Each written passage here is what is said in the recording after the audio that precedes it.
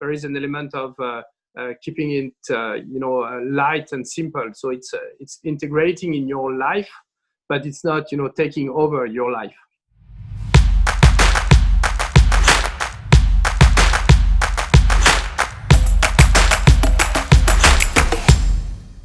What do you think is still missing in terms of actual patient support?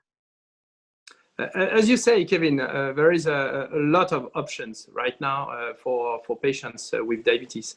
And for them, depending whether they're type 1 diabetes patients or type 2, solutions are quite different because needs are very different.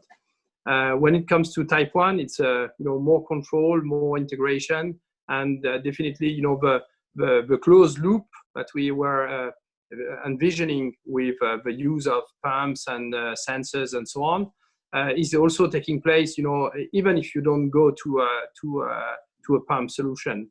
So here it's a full integration for type 1, and it leads to new measures. So I would say that it's quite an enormous progress that has taken place, especially for type 1 patients.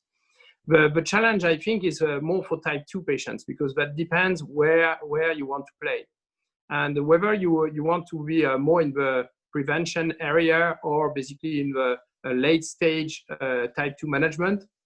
You will have different needs, different tools, and understanding the wish and the needs from patients is quite challenging, because it's a very heterogeneous group to start with, and as I mentioned, it depends where you want to intervene, prevention or late stage. So that means that there is a wide range of offering right now, lots of solutions that are existing. Sometimes, I would say pharma or even providers are thinking type 2 like type 1s, which might lead to a kind of over control, overdone solutions or overwhelming solutions. Whereas I really believe that there is an element of keeping it light and simple. So it's integrating in your life, but it's not taking over your life. And that's the challenge, finding a way basically for asymptomatic disease to be in a situation where you want to still enjoy life, and still manage your chronic disease. So, and that is evolving over time. So it has to be an incremental solution. So right now, I would say that there are lots of things, apps that are talking about food intake, calories intake, and so on. And on the other part of the spectrum, trying to go for the ideal solution.